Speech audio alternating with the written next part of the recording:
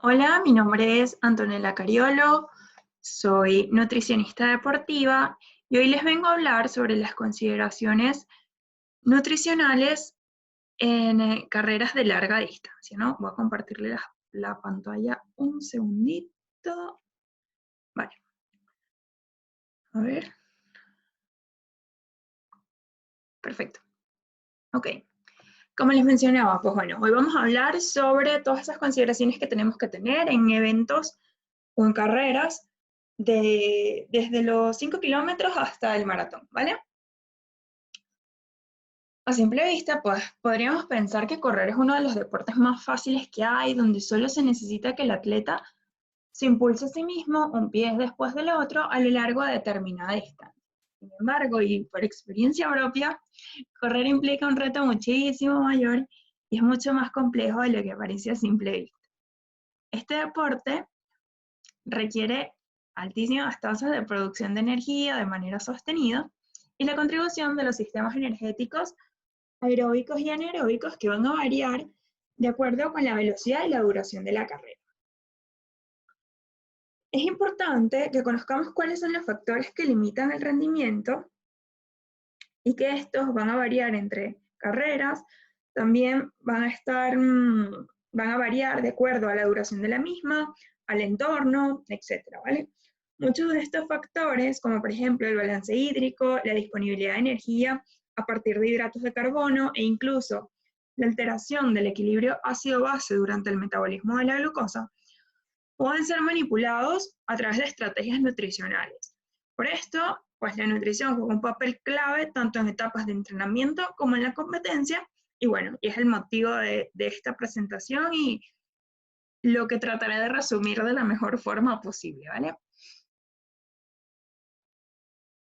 Antes de hablar de los parámetros nutricionales propiamente dichos, pues quiero hacer un paréntesis o una parada estratégica en el tema de las características físicas o de composición corporal en los corredores, ya que es un factor que puede predisponer nuestra planificación nutricional.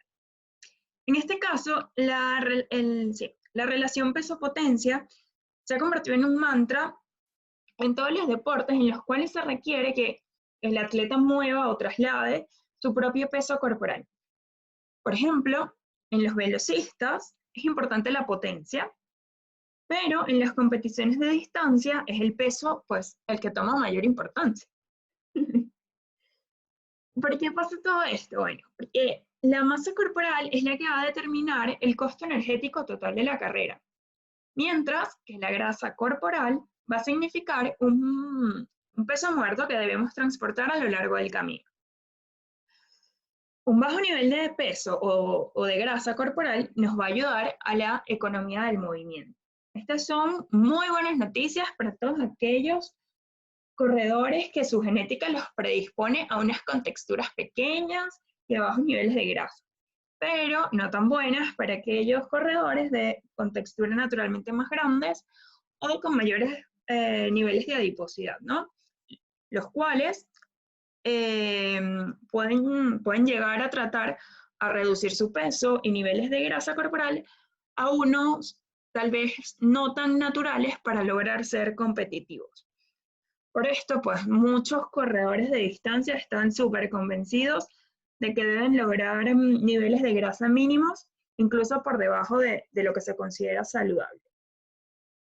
Esto ocurre sobre todo entre corredoras, dado que los niveles naturales de grasa para la población femenina, que están pautados entre un 15 y un 25%, son mayores a los niveles que parecerían ser indispensables para los corredores de distancia, que están entre un 5 y un 12%. Este problema no es exclusivo de las mujeres, los hombres también están expuestos a esta problemática. Ahora bien, la pérdida de grasa de manera aguda o muy rápida puede producir algunos beneficios inmediatos en cuanto a la carrera, ¿no? Al rendimiento a través de simples cambios de física del movimiento. O sea, peso menos, tengo menos peso para transportar y entonces pues me puedo mover más rápido, ¿no? Ahora bien, cuando este cambio de peso se logra a través de medidas imprudentes, para ir en contra de los niveles de grasa que el cuerpo pues, va a defender por naturaleza, las consecuencias a largo plazo pueden perjudicar tanto el rendimiento como la salud. De esto ya nos han hablado en conferencias anteriores sobre los riesgos de la deficiencia energética, así que no me voy a detener mucho en esto, pero lo que quiero, a donde quiero llegar con todo esto es a la necesidad de promover una cultura entre los corredores, de aceptar la importancia del equilibrio y la moderación, además de aceptar la individualidad y la proyección a largo plazo. Ahora bien, ¿cuál es el objetivo del entrenamiento? Bueno, preparar al atleta para rendir al máximo. Lo mismo pasa con la nutrición. Cualquiera sea el evento, la nutrición va a jugar un papel súper importante para poder alcanzar todos esos factores que harán que nuestro corredor llegue a su maratón, a su competencia, en la mejor condición posible. Uno de los factores más importantes son los patrones diarios de alimentación, los cuales pues deben abastecer al corredor con los requerimientos energéticos y de nutrientes necesarios para optimizar el rendimiento durante las sesiones de entrenamiento y para poder recuperarse inmediatamente después de las mismas. También, pues, el corredor debe alimentarse para poder mantenerse en un buen estado de salud y una buena condición física. Las estrategias nutricionales, tanto de alimentos y líquidos de antes, durante y después de un entrenamiento, pues, pueden ayudar a reducir el cansancio y mejorar el rendimiento. Creo que esto lo tenemos súper visto, ¿no? Esto será importante en el escenario de la competición, pero todas estas estrategias tienen que ser ensayadas y muy finamente ajustadas durante los entrenamientos para poder identificar cuál es la estrategia que resulta exitosa o que resulta más cómoda para nuestro corredor.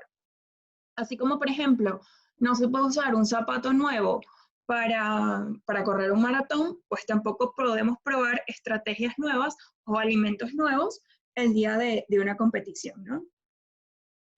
En este sentido, algunas de las estrategias nutricionales que puedan asegurar un equilibrio efectivo entre alcanzar los objetivos de composición corporal, de si quiero perder peso, quiero mantener peso, y además de mantener la salud y mejorar el rendimiento, pues bueno, tenemos varias estrategias que podemos utilizar. Una de ellas sería, sobre todo en el caso de que queramos perder peso, crear un déficit energético diario sostenido en el tiempo. Es decir, pues lograr una ingesta calórica menor que mi gasto energético. Esto lo podemos lograr pues reduciendo las cantidades que comemos normalmente o aumentando pues la actividad física. Por ejemplo, un déficit diario de 500 calorías pues nos va a llevar a un descenso semanal de 500 gramos de grasa aproximadamente. También podemos conseguir un déficit energético como una planificación nutricional basándonos en el nivel sugerido de ingesta mínima de energía necesaria para el entrenamiento. En este caso, se sugiere un cálculo de 30 a 35 calorías de la grasa corporal magra, más el costo energético del entrenamiento. Quiero destacar que si el déficit energético que logramos es muy pequeño, pues evidentemente los cambios van a ser muy lentos o probablemente haya una ausencia de resultados.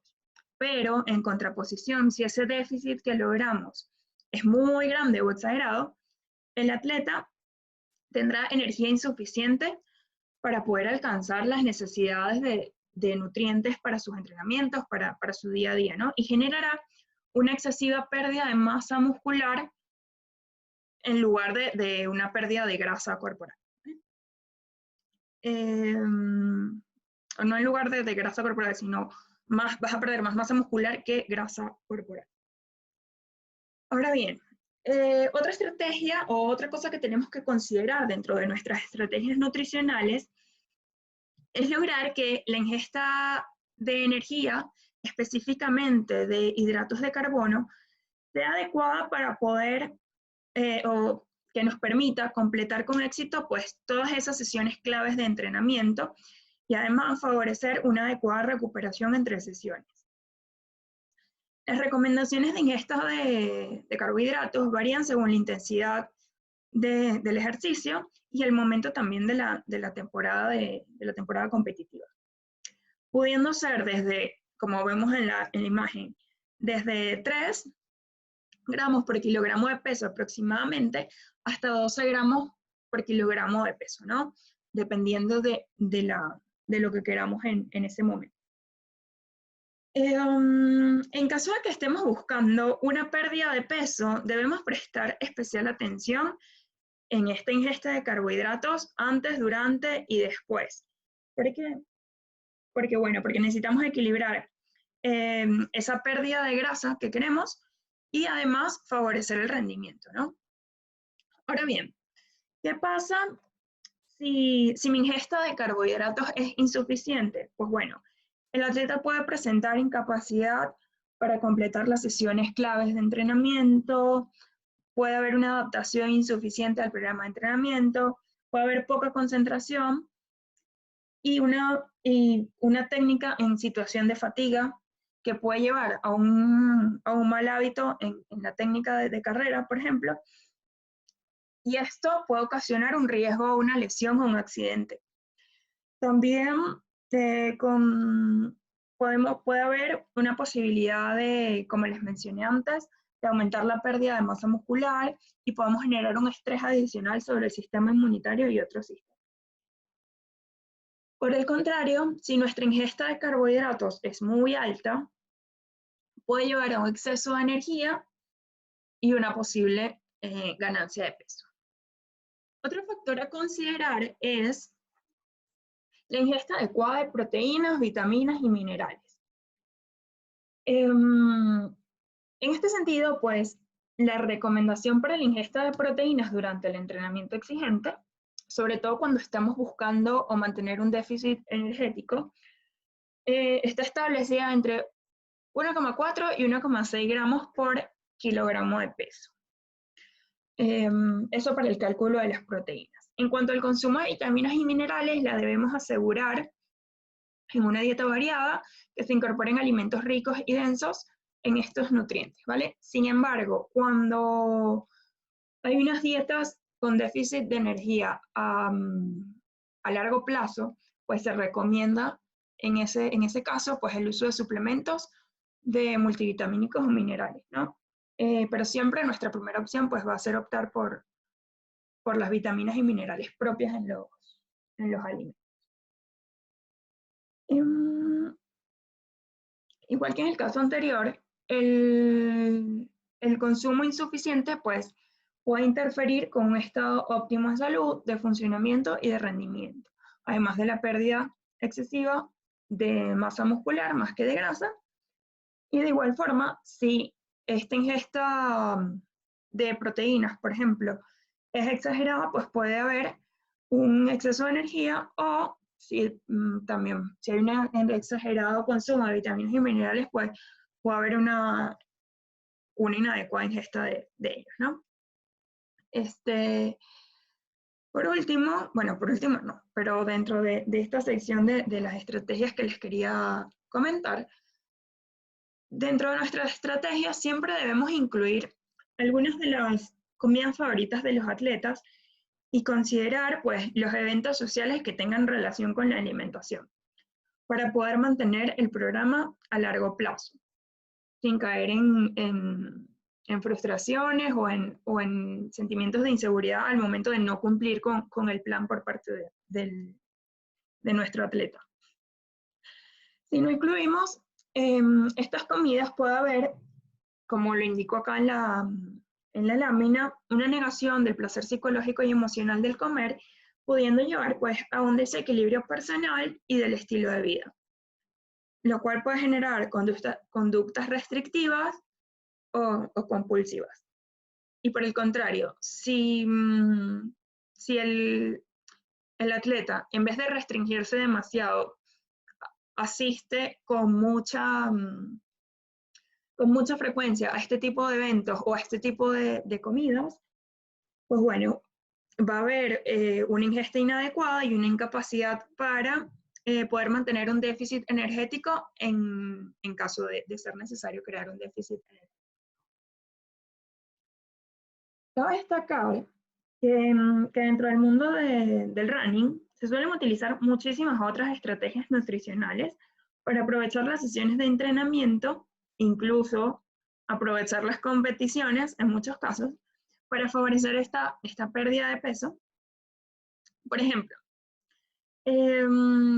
realizar entrenamientos extra o entrenamientos cruzados, los que en realidad un entrenamiento cruzado, su objetivo es combinar distintas actividades para mejorar el rendimiento en una de ellas. Un ejemplo claro, en mi entrenamiento de running, meto ciclismo o natación para mejorar mi carrera, ¿no?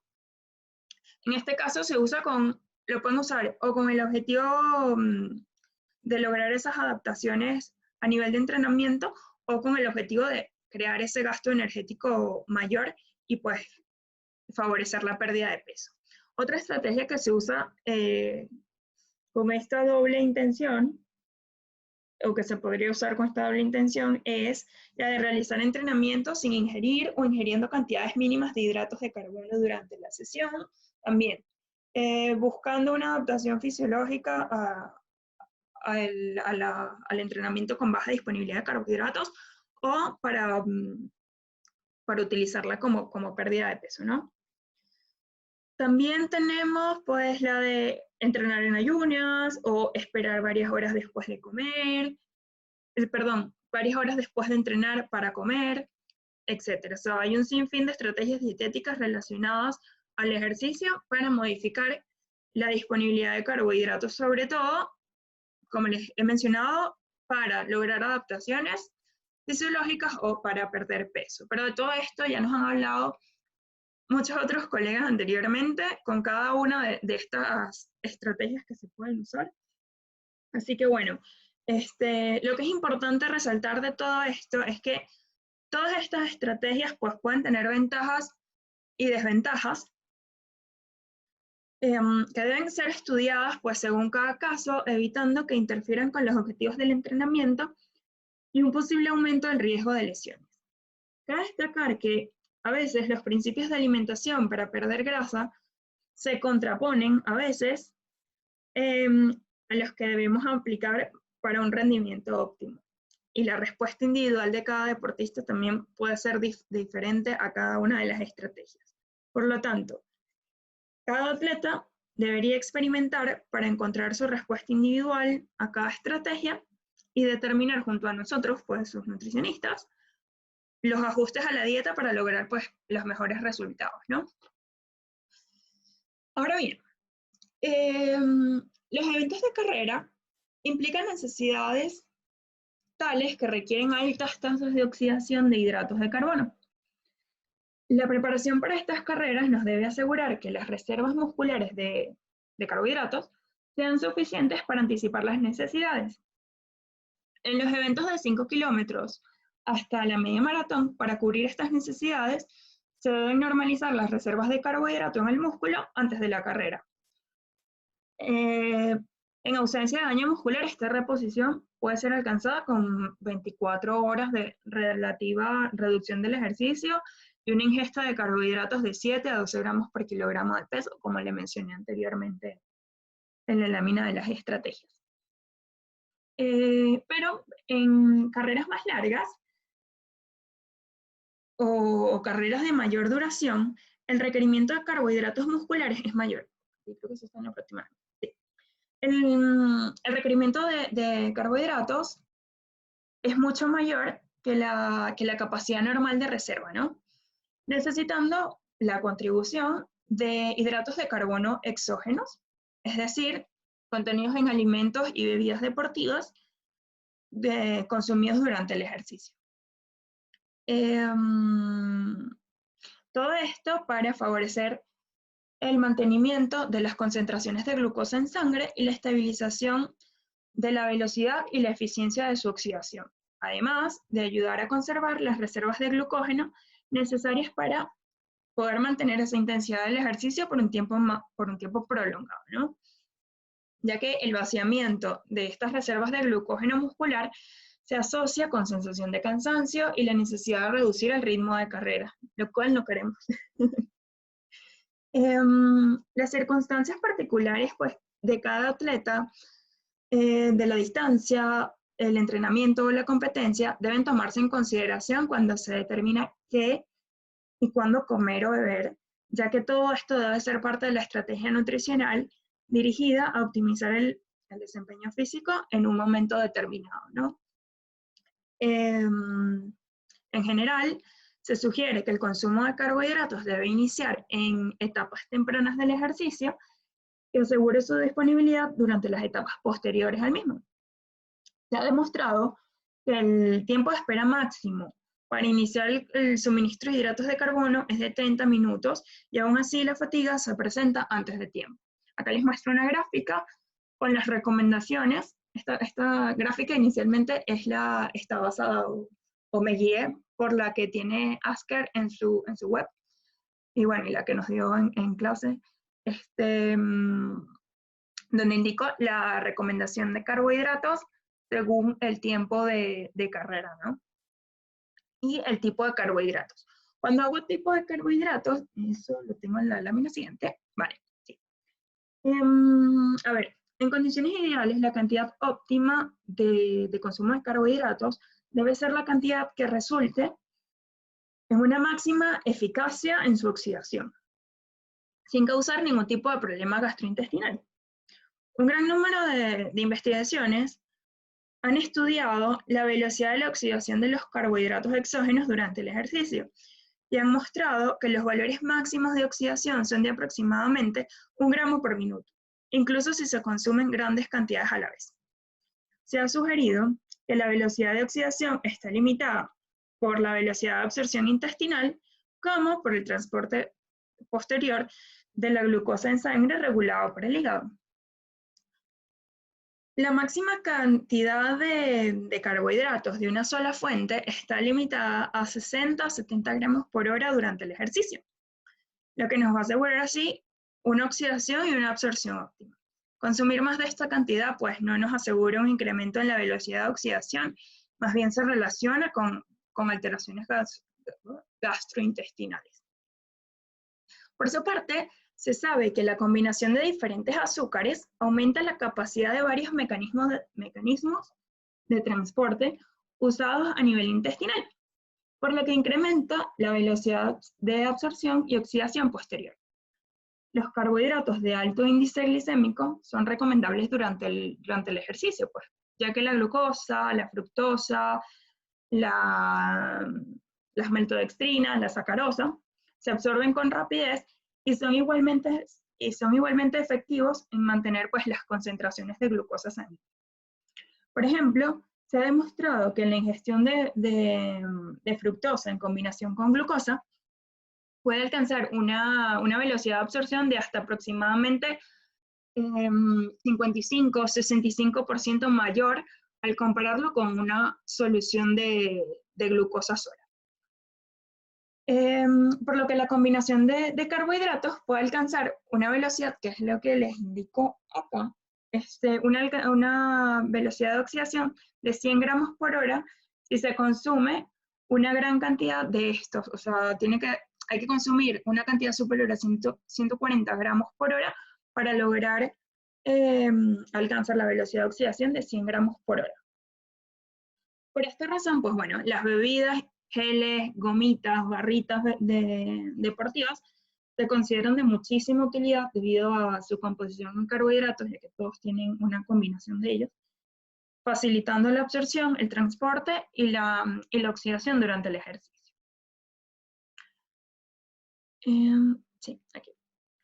Actualmente, pues, cualquier bebida deportiva contiene entre 6 y 8% de hidratos de carbono, ¿no? Lo que nos aporta entre 60 y 80 gramos de carbohidratos o de hidratos de carbono por litro. Por lo tanto, al consumir medio litro o 1 litro de estas bebidas, pues ya podríamos en líneas generales obtener los carbohidratos suficientes y líquidos además requeridos por hora de ejercicio. Ahora bien, si la intensidad del ejercicio aumenta, al igual que la duración, o si la temperatura ambiental es extrema, ya sea de calor o de frío, se requiere de hidratos de carbono y bebidas adicionales, que van a ser necesarias para mantener la glucosa sanguínea estable, como la temperatura interna del cuerpo, y así prevenir alteraciones en el equilibrio de los líquidos del organismo.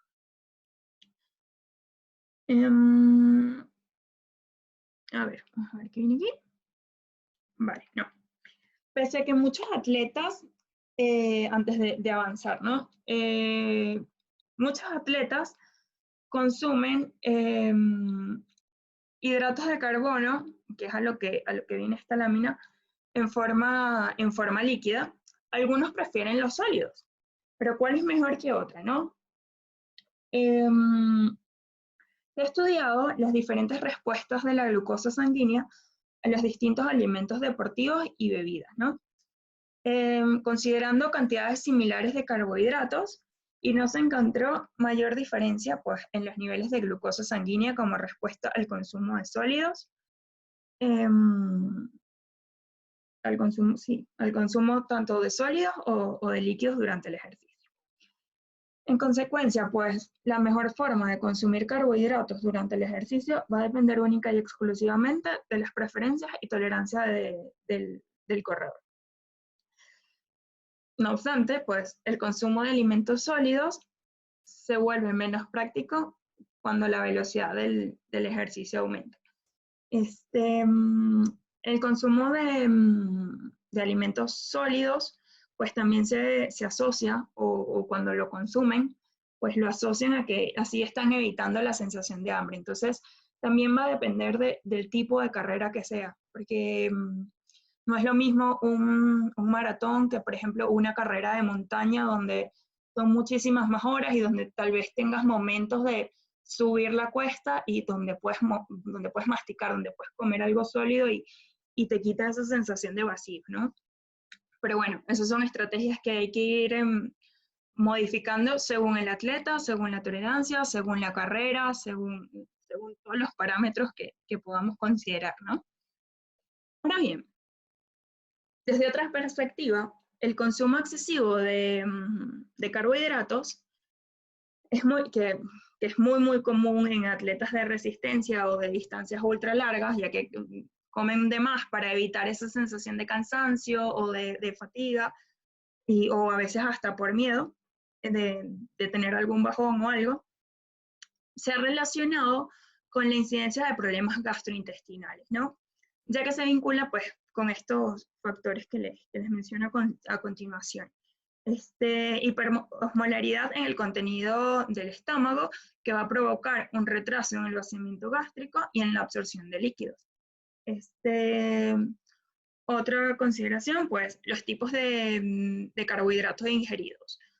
Junto con una gran cantidad de ingesta de estos, pues dan lugar a que las proteínas que promueven su absorción se saturen y se observe una disminución de la absorción intestinal. Y por último, y como que el más común de todos, pues es la tolerancia individual de cada atleta para manejar estas grandes cantidades de carbohidratos, sobre todo cuando son superiores a los 60 gramos por hora. Por esta razón, las estrategias para determinar el consumo de carbohidratos siempre deben desarrollarse de manera individual, insisto, sin olvidar las preferencias individuales, las tolerancias, así como las condiciones ambientales, la duración, todo lo que tengamos que considerar, pues es importante en este caso, además de aprovechar los entrenamientos para poder practicar y hacer ensayo y error, ver cuál es la marca que más me favorece o la modalidad que más me viene bien como corredor. Ok. El ejercicio se acompaña de una elevación de la tasa metabólica, la cual va a dar lugar a que la temperatura interna del cuerpo se eleve si los mecanismos de termorregulación no se activan, ¿no? La evaporación del sudor provee al organismo la forma más importante de pérdida de calor durante el ejercicio intenso a altas temperaturas. Además, pues el sudor contiene electrolitos como sodio, potasio y cloro, que si no se reponen de forma adecuada, llevan a la deshidratación y puede desarrollarse un efecto negativo que afecta el desempeño físico y sobre todo la salud, ¿no? Una correcta hidratación previa al esfuerzo inicia con la dieta, en especial 24 horas antes. Además de esto, pues algunos autores apuntan a cantidades de 500, sí, de medio litro de agua las 2 horas anteriores al inicio de la actividad. Pero por otro lado, se considera difícil prescribir una recomendación general para la ingesta de líquidos pues, que satisfagan los requerimientos de todos, ¿no? Ya que existe una gran variabilidad individual. La mejor manera de controlar el aporte apropiado de líquidos durante la competición o el ciclo de entrenamiento es el control del peso corporal. Sin embargo, se considera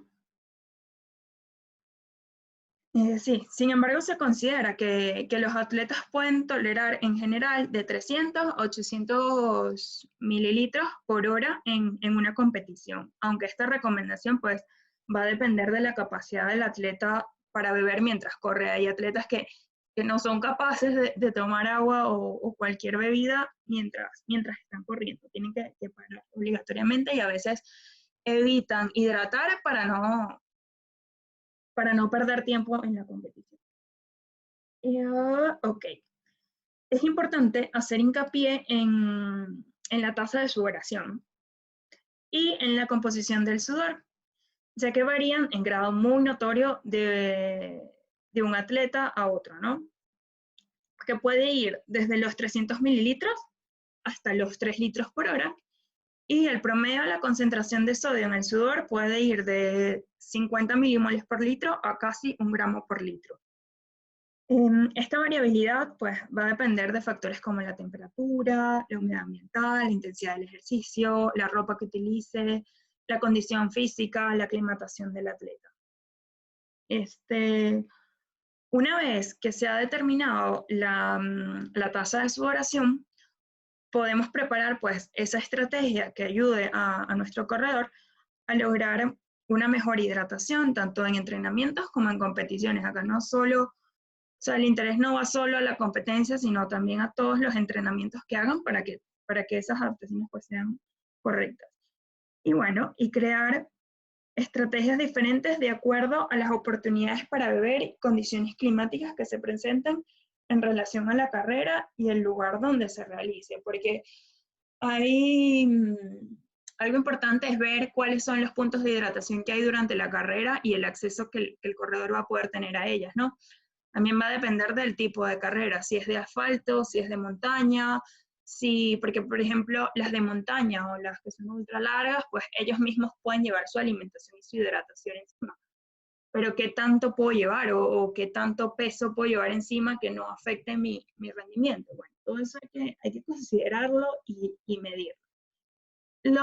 Algo importante pues es evitar que la pérdida de peso en el corredor al hacer la diferencia de pesos de antes y después, pues que esa pérdida de peso no sea mayor al 2% del peso corporal, porque ya representa una alteración, reduciendo la capacidad de poder realizar el ejercicio, ¿no? Ahora bien, para conseguir un entrenamiento o que una competencia pues, sea efectiva, es necesaria una recuperación rápida y adecuada, tanto de las reservas de carbohidratos como de líquidos y electrolitos, con la finalidad de sobrellevar en la siguiente sesión o competición. O sea, siempre nos recuperamos de una, pero a la vez nos sirve de preparación para la siguiente. Las estrategias para lograr la óptima recuperación posterior al ejercicio, pues dependen del modo específico, del tipo de actividad, de la duración, de la intensidad, del tiempo que hay entre una sesión y otra. Y bueno, y esta recuperación va a requerir de varios procesos que son los que les señalo acá. que son los que van a permitir la restauración y la adaptación en respuesta al efecto del estrés del ejercicio. En primer lugar, pues tenemos la recuperación de las reservas de glucógeno hepático y muscular. En segundo lugar, el reemplazo de líquidos y electrolitos perdidos durante el ejercicio. La síntesis de una nueva proteína después del proceso catabólico provocado por el ejercicio. Favorecer la respuesta del sistema inmunitario. Pero bueno, sobre todo esto se andará más en la siguiente conferencia, así que no les voy a hacer mucho spoiler por petición de Paola. Y bueno, a modo de resumen, les traigo este cuadro con las respectivas recomendaciones generales de carbohidratos y líquidos, tanto antes, durante y después de entrenamientos o competiciones, sobre todo en cuanto a competiciones, ¿no? Pero bueno, a modo de conclusión, pues nada, me queda decir que la decisión de utilizar, sobre todo en esta parte de final de la charla, de utilizar este suministro externo de hidratos de carbono e hidratación es importante pues para el óptimo desempeño físico, ya que la cantidad adecuada en el tiempo preciso va a tener un gran beneficio en el rendimiento de nuestro atleta, además de reducir la fatiga y sobre todo pues la velocidad de recuperación. Con esto, bueno, ya concluyo mi presentación y quiero agradecerle a Paola y a Andrea por esta invitación y bueno, y también agradecerle a todos ustedes por la presencia y la compañía. Así que muchísimas gracias.